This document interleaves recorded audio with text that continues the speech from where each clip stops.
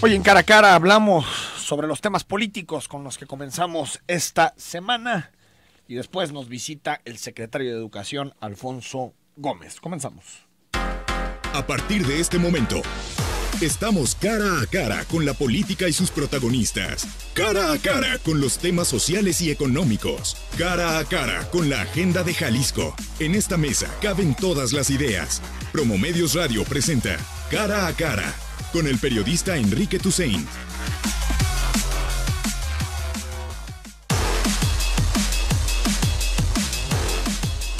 Nueve de la mañana con 5 minutos, estamos en vivo, es martes 20 de marzo. Si nos quieres mandar un mensaje, escribir un comentario, el 33 18 80 76 41 está abierto, también @zona 3 noticias, tanto en Facebook como en Twitter, o mi cuenta personal, @EFToussaint, con doble S, para que comente sobre la actualidad, los temas políticos y sociales con los que comenzamos esta semana previa a las vacaciones de Semana Santa y Pascua.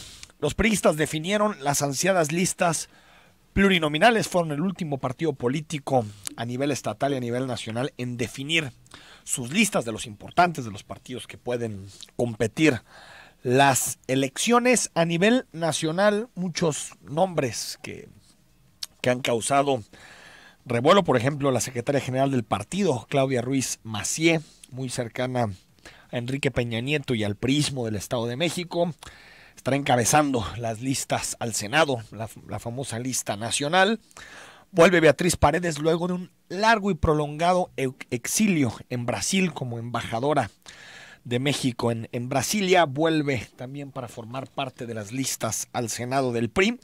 También hablando de líderes sindicales en donde hay sospechas de casos de corrupción o de enriquecimiento ilícito, aparece Carlos Aceves Olmo, quien encabeza la CTM y con veladas sospechas de posibles desvíos de recursos. Algunos los tasan en cientos de millones de pesos, y que nos dejó su última estampa cuando hace poco, en enero, en un evento con el presidente Enrique Peña Nieto, lució un reloj con valor de 408,000 pesos. Ya sabemos que a los líderes sindicales charros en este país les encanta mostrar su riqueza y mostrar su dinero en los relojes. Y bueno, también a nivel nacional aparece el nombre, pero para la Cámara de Diputados, de Enrique Ochoa Reza, encabezando a los diputados del PRI plurinominal. Y no sobra decir que Enrique Ochoa Reza, siendo presidente del partido, siendo presidente del PRI, ha hecho una campaña nacional para la eliminación y la erradicación de los diputados plurinominales. Aquí es donde los dichos y los hechos se topan con la realidad, porque Ochoa Reza, fúrico contrario a los diputados plurinominales, y sin embargo encabeza la lista plurinominal a la Cámara de Diputados. Es decir, otra vez esta incongruencia. Mucha gente puede o no compartir la idea de Ochoa Reza de que los plurinominales tienen que eliminarse o deben reformarse para ser realmente representativos. Sin embargo, el hecho de decir que desaparezcan y después aparecer como el primero en la lista, pues sí me parece una contradicción bastante evidente. Aparece Rubén Moreira, el otro Moreira, exgobernador de Coahuila, también con severas dudas sobre sus manejos administrativos en el estado de Coahuila. Lamentablemente sabremos muy poco sobre su manejo, porque lo reemplaza un priista de apellido Riquelme, que será el nuevo gobernador de Coahuila, o que es el nuevo gobernador de Coahuila. Por lo tanto, está difícil que suceda algo similar a lo que sucede en Chihuahua, cuando hubo alternancia y pudimos saber muchas de las trapacerías cometidas por César Duarte. Por lo tanto, Rubén Moreira también va ahí por su fuero y a estar en la Cámara de Diputados en las posiciones más altas de la lista plurinominal. Y también aparece Luis Enrique Miranda, operador del presidente de la República desde la Secretaría de Desarrollo Social, muy cercano también al grupo del Estado de México, y que más que un secretario de Desarrollo Social con trayectoria en la materia, en política social, en combate a la pobreza y a la desigualdad, lo que es Luis Enrique Miranda es alguien muy cercano al presidente. Por lo tanto, tanto en el Senado como en la lista de la Cámara de Diputados, lo que termina pesando es su cercanía con el presidente de la República, y también esta división o estas cuotas que suele hacer el PRI a la hora de repartir candidaturas en las listas plurinominales para que estén sectores, organizaciones, sindicatos, todos representados. En Jalisco, terremoto político por las decisiones que tomó el gobernador, que es al final quien palomea las listas plurinominales locales. Primero de apostar por Mariana Fernández, usted seguramente la recuerda. Mariana Fernández es secretaria general del PRI en Jalisco. También fue diputada en la legislatura 59, la última legislatura de Emilio González Márquez, y será la diputada número 1 en la lista plurinominal, es decir, seguramente tendrá su lugar reservado en la Cámara de Diputados. Sigue Héctor Pizano, presidente del partido, que incluso las últimas semanas se hablaba mucho de que podía ser destituido del cargo y sin embargo aparece en la posición 2 de la lista plurinominal. Luego está Sofía García, que representa a las mujeres priistas, y después aparece el secretario particular del gobernador, Manuel Alfaro, que no había tenido mucha vida pública en términos de representación política, pues aparece en la posición 4. Quien terminó borrado de esta lista es Francisco Ayón, que se presume, se dice, quien fuera titular de Educación, quien fuera titular del CIAPA, de Pensiones, que posiblemente en las próximas horas anunciará su salida del PRI. No está confirmado, no sabemos si en realidad ese anuncio es el que hará, pero hay muchas especulaciones en el aire sobre si Francisco Ayón seguirá en el Partido Revolucionario Institucional, porque incluso dejó su candidatura, la candidatura al Distrito 8 de Guadalajara, la dejó en el aire, y será Ignacio Mestas quien sea el candidato del PRI a ese distrito. Por lo tanto, parece que hay problemas entre Ayón y el gobernador. Es un mensaje el hecho de no incluirlo en la lista plurinominal. Ahí están las conformaciones de las principales listas. También ya habíamos platicado de la de Movimiento Ciudadano y el PAN, que se presentaron hace algunas semanas. Por lo tanto, el PRI Jalisco no llega muy cohesionado. Las expectativas no son las mejores en esta elección, y a pesar de eso ni siquiera podemos atisbar unidad dentro del partido político que en este momento gobierna Jalisco. Los independientes volvieron a hacer nota este fin de semana. Ya se los habíamos adelantado a ustedes la semana pasada, desde el viernes. Todo parecía indicar que el INE le iba a denegar el registro al Bronco y al Jaguar Armando Ríos Peter, porque pues juntaron las firmas, millones de firmas, sobre todo el Bronco, y sin embargo lo hicieron con trampa. Lo hicieron con trampa como falsificación de firmas, robo de datos personales, comprando bases de datos que se vendían, según lo que en su momento denunció Pedro Ferriz de Con, que se vendían en torno a los 600,000 pesos en Tepito, en la Ciudad de México, y bueno, toda clase de trampas para poder llegar a las firmas. En el caso del Bronco, fíjense el dato, es increíble. Solamente el 4% de sus firmas son válidas, es decir, el 96% de sus firmas o son errores o son apócrifas, es decir, cayó en algunos de los lineamientos que ha generado el INE en torno a estas firmas. Por ejemplo, la falsificación, robo de datos personales o algunas trampas para poder llegar a la cifra. En el caso de Margarita Zavala pasa apenas con 870,000 firmas, es decir, de panzazo llega a la candidatura, pero hay que decir que en torno al 35-40% de sus firmas son también firmas inválidas. No sabemos si detrás de la apuesta de Margarita también hubo trampa, hubo una estrategia para cometer fraude al momento de levantar sus firmas. Su jefa de campaña, Fernanda Caso, ha estado escribiendo que sobre todo se debe a errores. Me parece que el INE tiene que ser mucho más duro, mucho más fuerte, porque no estamos hablando solamente de hacer trampa para buscar una candidatura. Estamos viendo dentro de la operación que están haciendo algunos independientes que no se tientan el pulso para cometer delitos, porque al final falsificar firmas, robar datos personales son delitos.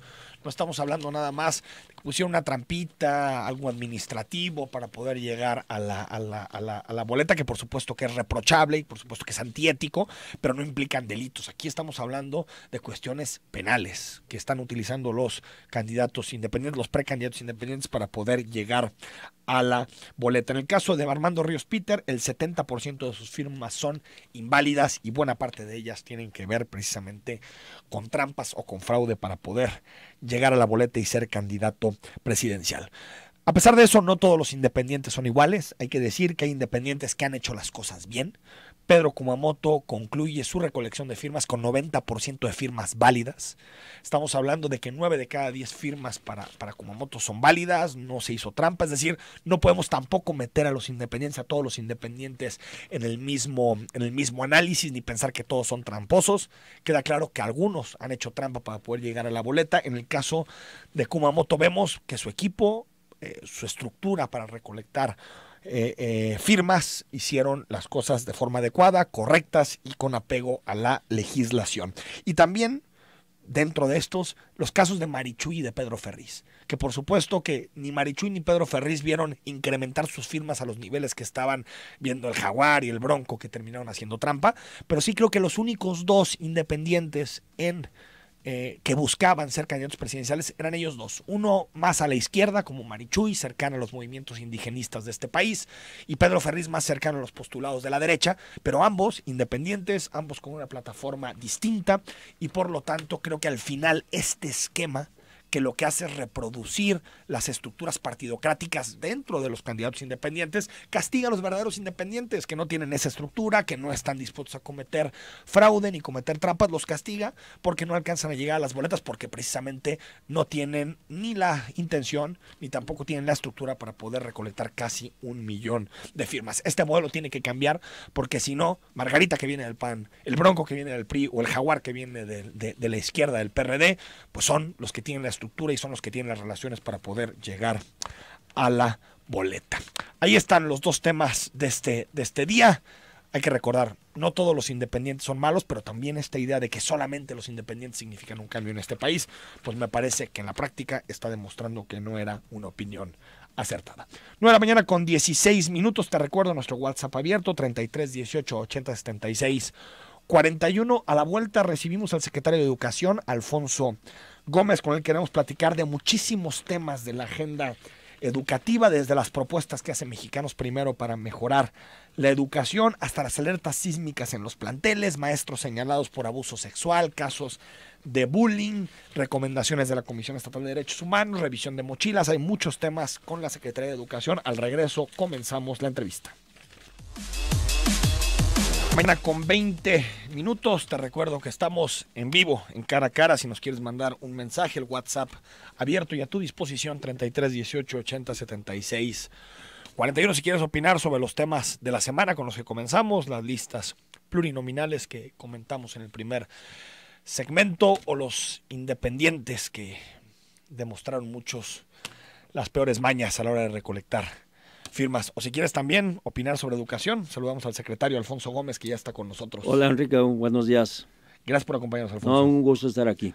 Oye, Alfonso, la semana pasada tuvieron un evento con Mexicanos Primero, con esta organización social, esta asociación civil que lo que busca es mejorar algunos indicadores relacionados con la educación, y pusieron 5 acciones que recomendaban a la Secretaría de Educación Jalisco para mejorar la calidad educativa: consolidar capacidades de maestros y directivos, resolver espacios de participación entre pares, crear normas y reglamentos efectivos, rediseñar la evaluación de alumnos y reajustar las prioridades en el uso de recursos. ¿Cómo reciben estas directrices que hace Mexicanos Primero?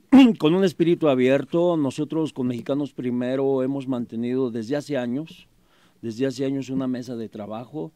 Inclusive cuando se estaba discutiendo la ley de educación de Jalisco, cuando íbamos nosotros a dar nuestra opinión como Secretaría de Educación, y ahí encontrábamos a Mexicanos Primero. Desde ahí se estableció una relación, porque finalmente coincidimos en el fin. ¿Cuál es el fin? Una educación de calidad. Podemos tener a lo mejor en la trayectoria visiones distintas o maneras distintas de abordar la problemática, pero lo importante es que coincidimos. Y en este sentido, el trabajo que hemos venido haciendo con ellos de coincidencia, por ejemplo, en el tema de capacitación. Sí. Hemos trabajado junto con ellos en apoyar la formación y capacitación de maestros. Tenemos un diplomado en conjunto con ellos, sí, donde nosotros hemos aportado recursos, ellos también han aportado su parte, y nos ha permitido sacar adelante a cientos de maestros en ese proceso de capacitación. Traemos también otro acuerdo para la formación o capacitación en inglés, que también hemos venido trabajando. Entonces, en este sentido, lo que ellos nos plantean es prácticamente continuar en la misma ruta, ¿no? Fortalecer. De estos ejes, ¿cuál es el más débil? No, yo creo que O sea, el todos que menos hemos ha avanzado venido... la Secretaría de Educación. Mira, ellos planteaban, por ejemplo, el tema de los reglamentos Sí. y hablaban específicamente del reglamento de normales. Déjame decirte que a principios de este año, en enero precisamente, en el gobierno federal ya se propuso la reforma en normales que tiene Sí. que ver con hacer más estricto y utilizar nuevos parámetros para el ingreso, la promoción en normales. Sacaron ya el reglamento nacional, el federal, y planteaban ellos que faltaban lo de los estados. Yo Sí. decirte que precisamente ese mismo día en que nos hacían ese señalamiento, ese día estábamos en Mazatlán, no había gente de la Secretaría de Mazatlán, porque ahí fuimos citados todas las secretarías de educación para revisar el reglamento de normales, y Jalisco ya trae un avance del 98%, de tal manera que en ese rubro Jalisco va a salir esta semana o la próxima dando a conocer. La depuración de la nómina, por ejemplo. La depuración de la nómina. Sigue habiendo desorden. Mira, yo creo que viene existiendo un ordenamiento. ¿En qué sentido?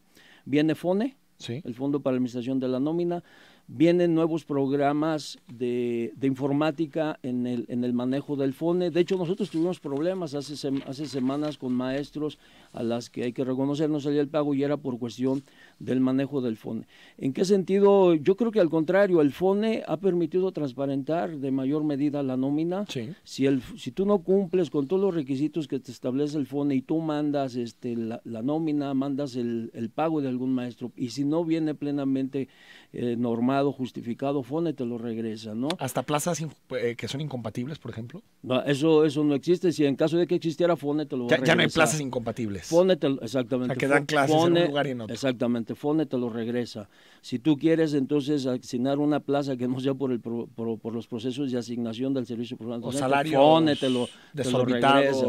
Si tú quieres pagar algo que no corresponde, FONE Entonces, te tú lo me dices regresa. que no hay ninguna irregularidad en la nómina de educación. No, yo creo que no hay ninguna irregularidad. Lo que hay, necesitamos eso, terminarla de ordenar de acuerdo a las nuevas disposiciones que está ¿Qué hay marcando ahorita de desorden el FONE. en este Bueno, momento de la nómina? Hay una serie de claves, por ejemplo, que no nos acepta FONE, que eran propias del estado de Jalisco.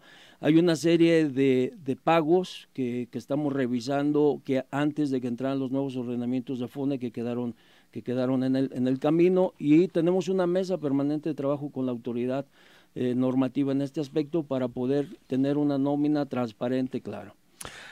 O sea, son asuntos, para entenderte bien, secretario, asuntos administrativos, de códigos, claves, pero no hay salarios disparatados, irregulares, plazas que no se pueden ejercer. Exactamente. Eso me dices que ya no hay nada. Hemos puesto a disposición de Mexicanos Primero, y es una de las mesas, la parte administrativa, para que revisen una nómina que es inmensa, ¿no? Sí, claro. Es una nómina inmensa donde estás hablando de 70,000 maestros, pero no solamente son 70,000 maestros, sino que de ahí se derivan una serie de claves, porque yo, maestro tal, puedo tener unas horas, si soy de secundaria, puedo tener unas horas en una secundaria, sí. Luego puedo tener otras horas en otra secundaria, en otra, y entonces las claves se multiplican. Entonces es una nómina inmensa. Nosotros con Mexicanos Primero se las hemos manejado con toda transparencia, para que si ellos detectan, observan o hacen algún señalamiento, nosotros estar en condiciones de explicarles el porqué. En este espacio, cuando comenzaba la segunda parte del sexenio de Aristóteles, el entonces secretario de Educación, Francisco Ayón, se comprometió a que Jalisco terminaría dentro de los 5 primeros lugares en materia educativa a nivel nacional. Sin embargo, por ejemplo, en el caso, tomando los resultados de Planea en educación básica, secretario, Jalisco está por debajo de la Ciudad de México, Colima, Querétaro, San Luis Potosí, y aunque está arriba de la mitad de tabla, no está en el 5º lugar. En matemáticas tampoco, sigue habiendo, incluso estamos un poquito por debajo, y en estos años solo se incrementó +2 en lenguaje y comunicación y +7 en matemáticas. ¿Qué pasó? ¿Por qué no pudimos dar ese salto educativo en este Exactamente, sexenio? mira, en media superior, voy a ver el vaso medio lleno. Pero media superior casi no te toca a ti, sobre todo la UDG. No, media superior nosotros tenemos nuestros colegios de bachilleres. Pero el grueso es la UDG. Okay, ¿no? Bueno. Pero en el caso de educación básica empezamos. En básica, bueno, empezamos como tú lo señalas. Evidentemente ha habido avances, pero son magros en ese sentido. Y yo creo que es un ejercicio muy crítico, pero muy propositivo a la vez de decir qué ha pasado. Nosotros tenemos la prueba, otra nueva cita para Planea este año, en junio de este año.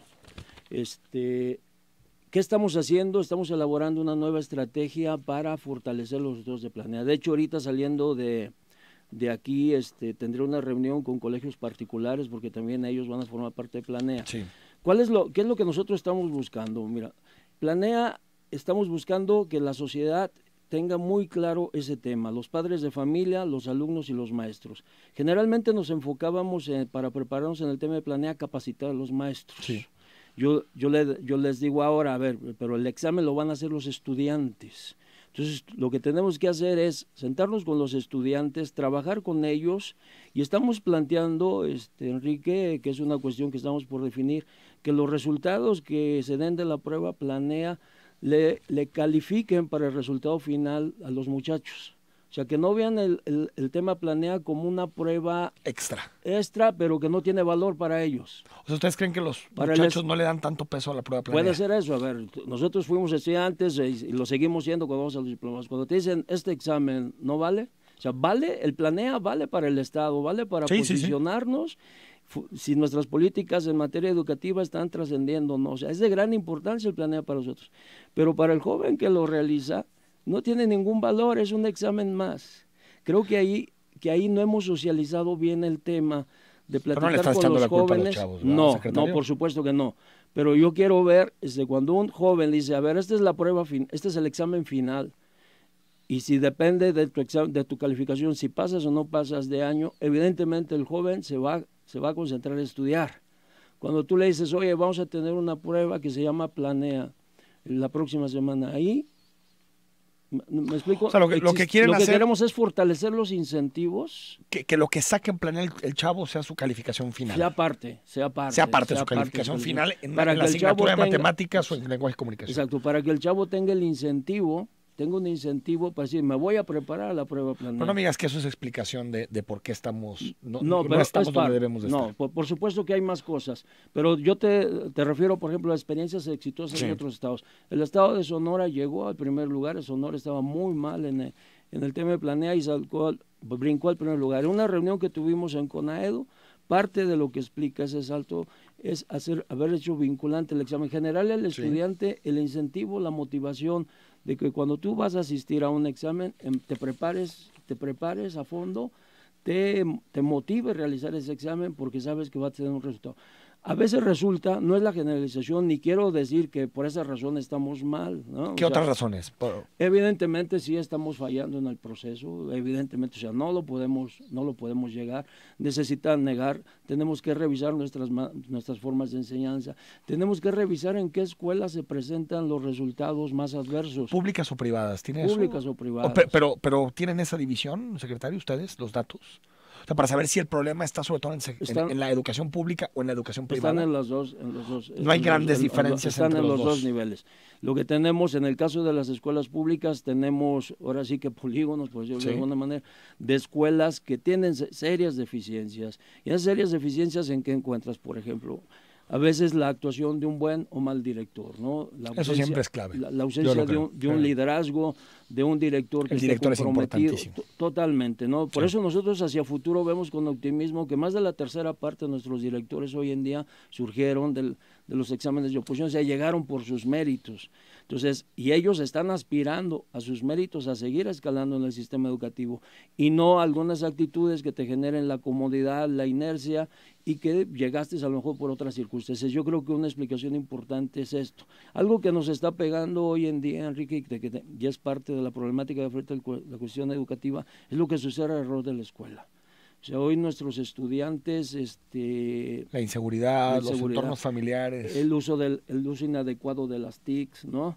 Todos esos aspectos, inclusive ayer en la noche estaba leyendo, en Francia están discutiendo la posibilidad de prohibir el uso de los celulares al interior de las aulas, porque en lugar de convertirse en un instrumento que te auxilie para acceder a la información, distractores. Se está convirtiendo en un distractor. Pero Ciudad de México, Colima, Querétaro, todos ellos tienen el mismo problema que nosotros y tienen mejores resultados. Así es. Entonces hay algo de nosotros que no está funcionando, más allá de los celulares. Por supuesto, son una serie de cuestiones multifactoriales que estamos preparando. Nosotros para este año traemos una estrategia que se llama Educa, que hoy la voy a presentar a los colegios particulares, en donde esperamos que a través de esta estrategia poder dar un gran salto en el examen de junio. Vamos al corte, estamos con el secretario de Educación, Alfonso Gómez, 9 de la mañana con 32 minutos. 9 de la mañana con 36 minutos. Gracias por escribirnos, comentarnos, mandarnos tus preguntas al 33 18 80 76 41. Esta mañana en conversación con Alfonso Gómez, secretario de Educación en Jalisco. Secretario, se nos está yendo el tiempo rapidísimo, entonces te voy a lanzar las preguntas y voy a estar cambiando de tema rápido, pero es para ver si alcanzamos a cubrir la mayor parte de la agenda. Hay mucha sensibilidad pública por el tema de los abusos sexuales, secretario. Tengo entendido que han detectado algo, separaron al maestro, esto relacionado al caso en la secundaria mixta 6. ¿Qué tan grave es el problema en las escuelas, secretario? Mira, yo creo que es un tema que estamos muy a tiempo de poder detener. Yo creo que hasta el momento son casos aislados. Son casos aislados que obedecen a circunstancias, lo repito, que se generan en los entornos de la escuela. Nosotros lo que tenemos que hacer para evitar ese tipo de circunstancias es fortalecer nuestros planes de convivencia escolar entre las mismas, fortalecer la participación de los padres de familia en los procesos formativos de sus hijos y con una capacitación muy precisa a los maestros. ¿En qué sentido? Cuando inmediatamente un alumno que venía comportándose de una manera exitosa, con buenos resultados académicos, en algún momento del tiempo se pierde, empieza a enfrentar una serie de síntomas, es que algo está pasando. Y ahí el maestro, el director, tiene que tener la habilidad y la sensibilidad para acercarse, poder platicar, poderse generar la confianza, pero también con el padre de familia. Yo creo que en ese caso son hechos aislados, afortunadamente hechos aislados, y que estamos todavía con mucha oportunidad de establecer una serie de medidas y de protocolos para evitar. ¿Qué tanto los directores y la propia secretaría protegen a posibles abusadores? La secretaría, su secretario, su servidor, en lo absoluto. ¿Nunca se ha encontrado un caso de esos? Que en la secretaría se esté protegiendo a alguien. Si se encuentra, lo sancionaré. En el caso de los directores. En el caso de los directores, cuando se presenta este tipo de casos, no solamente, sino en el caso del bullying, ¿sí? En el caso del bullying nosotros hemos actuado, y en el caso del bullying, ustedes recordarán el caso del Wallace, que sí, el secretario actuó con determinación, y me decían algunos maestros, hoy es un hecho inédito, por primera vez en la historia de México, un maestro es cesado por un caso de bullying. Entonces, imagínate, si actuamos así en este caso, la manera como actuaríamos en caso que descubriéramos encubrimiento por parte de directores, seríamos implacables. En el caso del Wallace, ¿fueron cesados el director? Y la maestra. Y la maestra. Sí. Secundaria 92. Sí. ¿Cómo encubrió el director o por qué fue cesado el director? Fue cesado primero porque no cumplió con los protocolos que establecía este procedimiento. No lo reportó. Debo de comentar que él finalmente reportó a la Secretaría casi 10 días después de haber sucedido eso, un reporte muy mal elaborado, y posteriormente cuando se iniciaron los procedimientos administrativos para levantar la queja y darle seguimiento a las mismas, el director no llegó al citatorio. Solo han tenido ese caso de bullying en donde un director y un maestro estén involucrados y no cumplan con los protocolos. En todos los demás casos de bullying... Sí, exactamente, y que haya violentado esto, que no haya mostrado disposición para atender los requerimientos de la Secretaría, que no haya dado seguimiento al procedimiento administrativo, ese fue el caso. Secretario, ¿cuántas recomendaciones de la Comisión Estatal de Derechos Humanos están pendientes de solventar por parte de la Secretaría de Educación? Leí la macro recomendación. Hay varias para educación, sí, pero hay anteriores. Específicamente 2. Anteriores. Las estamos resolviendo. Estamos en un ejercicio permanente con mi tocayo Alfonso Hernández para darle solventación a todas. ¿Por qué no se han podido solventar? Porque son muchas. Aparece educación y salud, aparecen muy arriba en las recomendaciones. A veces, porque tienes que encontrar los actores involucrados, hacer los procedimientos correspondientes, levantar las pruebas, es todo un procedimiento que se alarga. En el mismo caso de Wallace, que sucedió el 5 de diciembre, sí, a mí me decían los medios, oye, ¿cuándo vas a resolver? Bueno, tengo que seguir un procedimiento que sigue tiempos, levantar pruebas, escuchar alegatos, etcétera, y para poder concluir. Secretario, ¿usted cree que la revisión de mochilas viola los derechos humanos de los niños? Yo me atengo a lo que dice la Comisión Estatal de Derechos Humanos. ¿Que dice que sí? Que sí.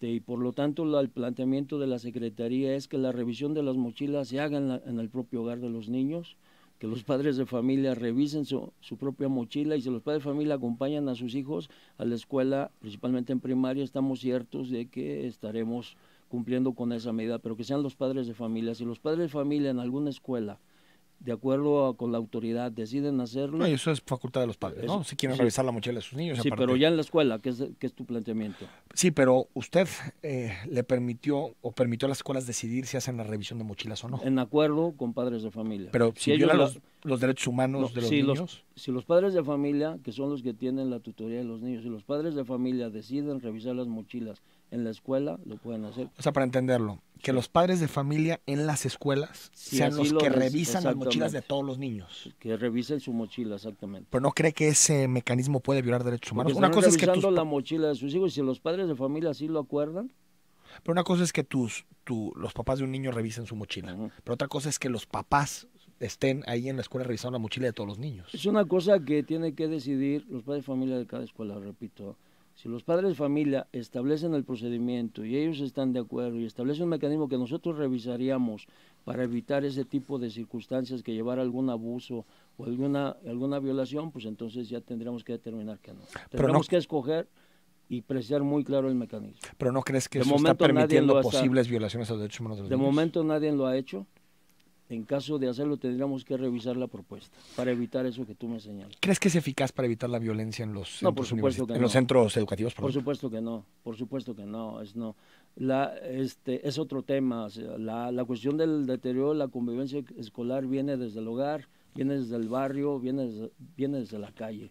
Viene de lo que le enseñamos y de las conductas que observan nuestros hijos en la calle, con los amigos y en la propia escuela, lo que ven en la televisión. El otro día un colega tuyo me decía, oye, es que hoy los jóvenes y los niños se aíslan mucho, llegan a su casa, se meten a su habitación y se encierran y están solos. Le dije, no, se encierran y no están solos. Se encierran y entran en contacto quizás hasta con cientos de personas, sí, con los que tienen diálogo, comunicación y reciben información. Ese es el gran problema que hoy enfrentamos y que tenemos que definir de otra manera, ¿no? Ha habido incluso casos de suicidio, secretario. Hubo el caso de una jovencita que intentó suicidarse. ¿Cómo se puede atender eso a tiempo? ¿Es posible en las escuelas o es un asunto de las familias? Son de los dos, son de los dos. Yo por eso en estos meses hemos instrumentado una campaña en todas las escuelas. Cada vez que visitamos escuelas hablamos de la convivencia y les pedimos a los padres de familia que estén en permanente comunicación con sus maestros.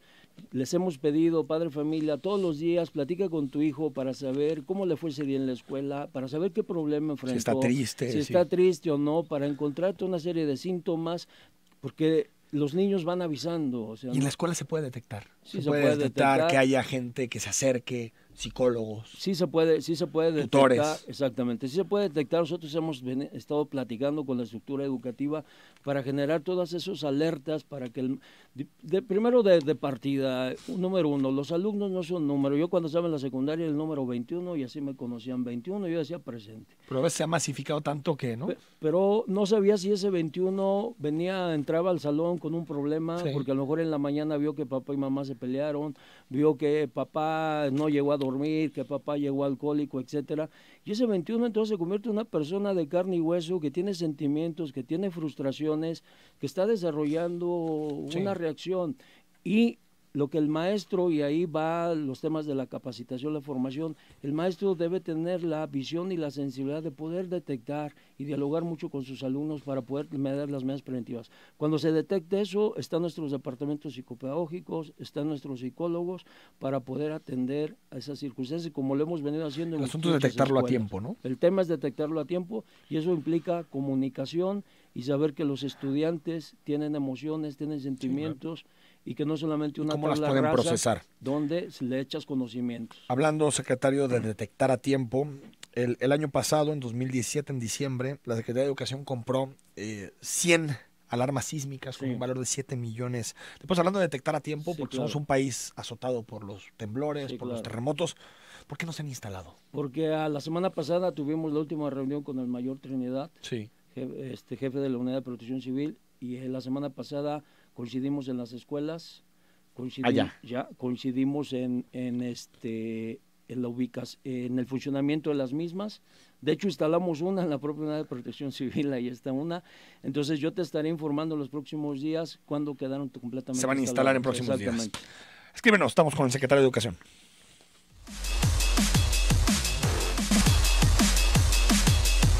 9 de la mañana con 51 minutos. Leemos algunas preguntas para el secretario de Educación, María Méndez.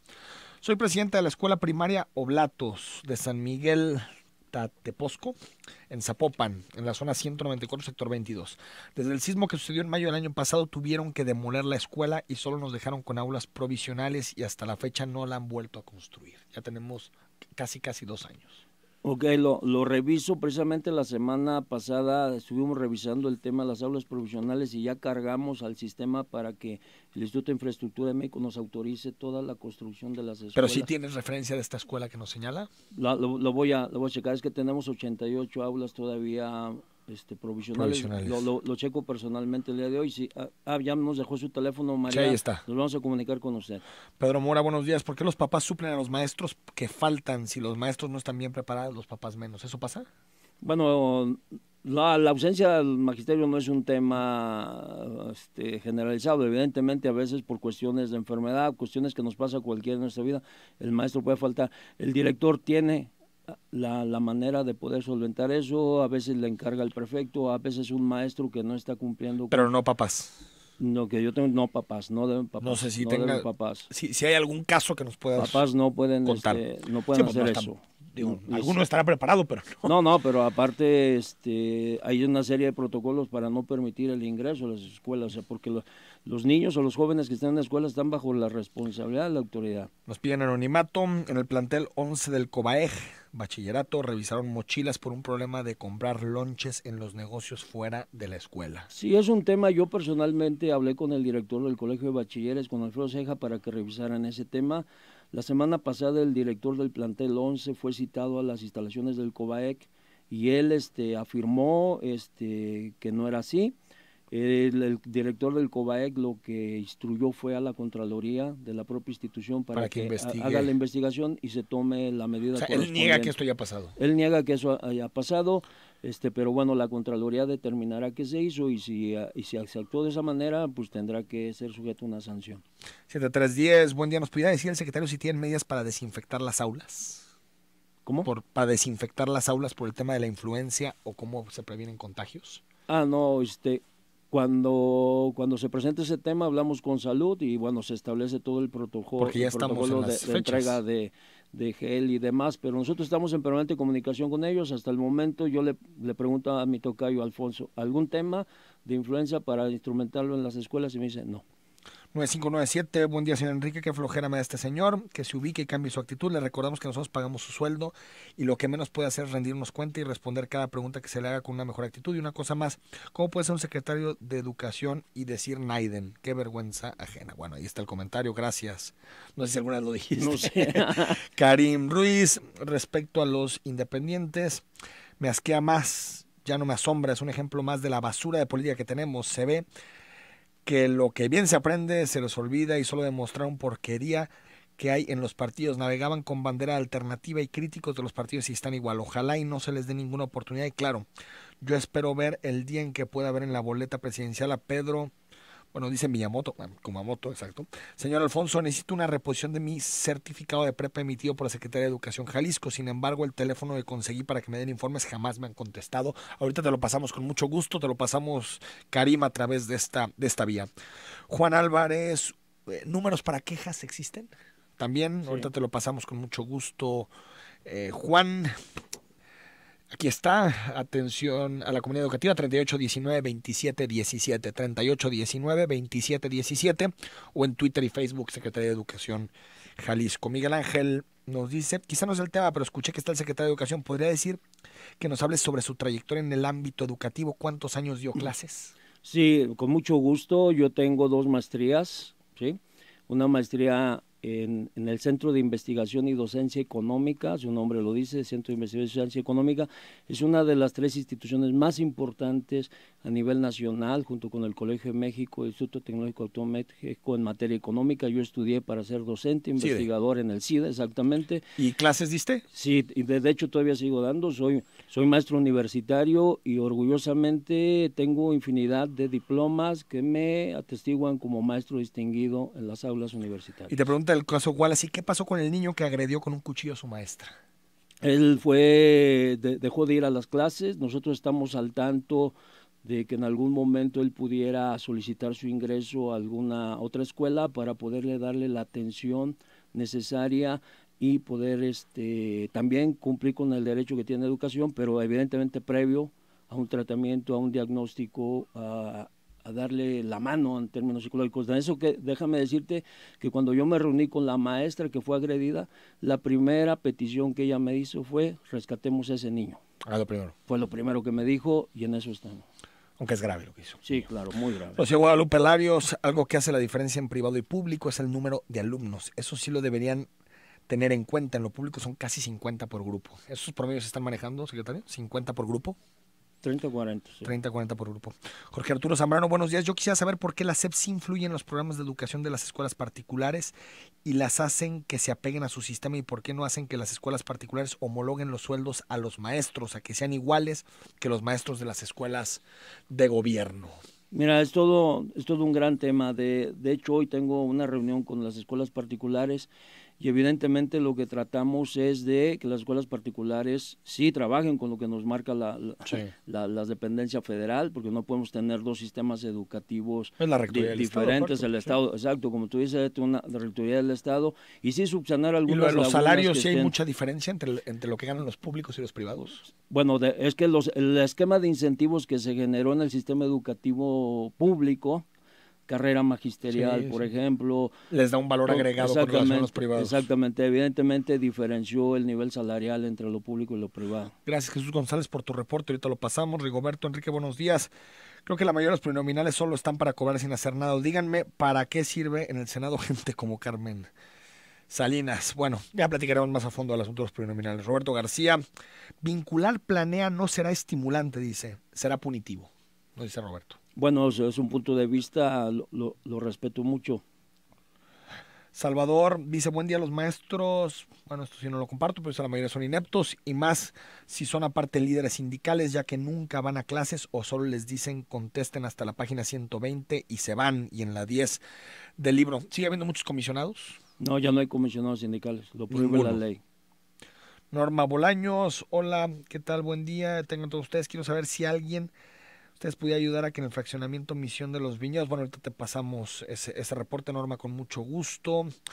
Nos dice también Alfonso Enrique, buen día, para el secretario, cuando capacitan o le asignan un poco de responsabilidad a los padres de familia para con sus hijos, que llegan a las escuelas sin desayunar o sin comer, ni siquiera ahí llegan porque antes se van de pinta. Gracias. Bueno, si has dicho, ¿no, secretario, que ahí los padres tienen una... Sí, de hecho la reforma educativa establece como uno de sus pilares la participación social, ¿no? Los consejos de participación, las sociedades de padres de familia, donde es incentivar la participación de ellos, pero también con nuevos esquemas para que ellos se involucren en estos temas, inclusive en el manejo de las cuotas puedan rendir. Último, nos vamos. Lili dice, ¿por qué a preescolar solamente los niños asisten 3 horas al día? ¿No? 3 horas al día. Son de 9 a 12, que me digan 3 dónde. Horas. Por eso, 3 horas al día. Sí. Pero claro. ¿por qué no se amplía el horario, te pregunta? Bueno, es una cosa que tenemos que ver con la cuestión de la norma para saber por qué razón se puede o no ampliar, así está establecido. Quedan muchos mensajes, secretario. Gracias por haber estado con nosotros. No, gracias. Por habernos acompañado, el secretario Alfonso Gómez, secretario de Educación. Hasta mañana a las 9 estaremos en Cara a Cara discutiendo los temas del día. Corrupción, esta gente del Comité de Participación Ciudadana.